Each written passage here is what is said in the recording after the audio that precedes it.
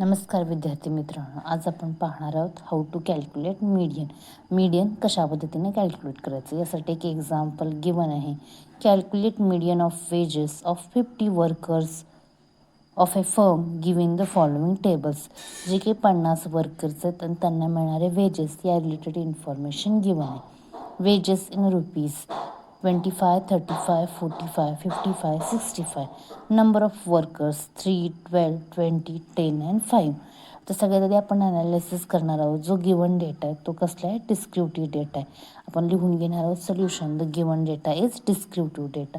तर कॅल्क्युलेशन आपण मीन काढण्यासाठी कॅल्क्युलेशन बॉक्स काढणार आहोत. यासाठी कॅल्क्युलेशन बॉक्स कॅल्क्युलेट करताना पहिल्यांदा लिहून घ्यायचे ते म्हणजे क्लास म्हणजेच वेजेस इन रुपीज. त्यालाच आपण एक्सने काय करतो? डिनोट्स करतो. पहिल्यांदा क्लास लिहून घेऊया. आपण कॅल्क्युलेशन बॉक्स आखून घेतलेला आहे. इथे लिहिलेलं आहे क्लास, इथे लिहिलेले आहे फ्रिक्वेन्सी. तर क्लास किती आहेत? 25, 35, 45, 55 आणि 65. आणि फ्रिक्वेन्सीज म्हणजेच काय? Number of workers. तर फ्रिक्वेन्सी किती आहे? 3, 12, 20, 10 and 5. तर लास्ट आपण कॅल्क्युलेशन बॉक्स काढला आहे लेस दॅन सी म्हणजेच community frequency. Community frequency calculate करायची कशी?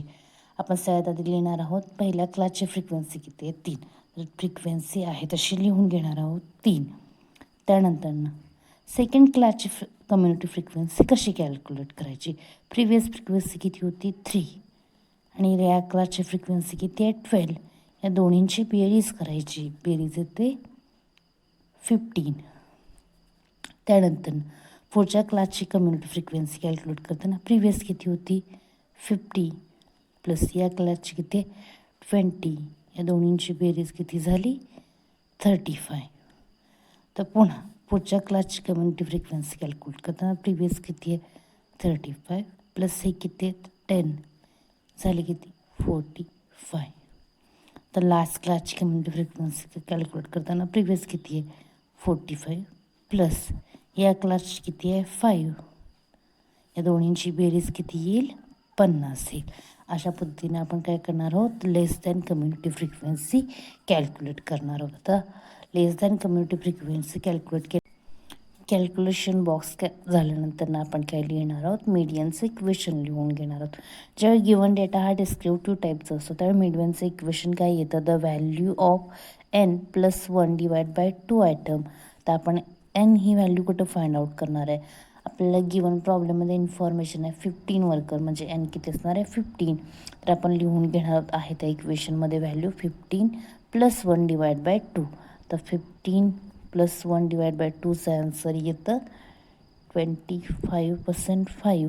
तर हे आपलं मीडियन झालं काय? 25.25 हे आपलं मीडियन झालेलं नाही आहे. तर आपल्याला काय मिळालं? एक फ्रिक्वेन्सी मिळाली. आता मीडियन कॅल्क्युलेट करायचं कसं बघा.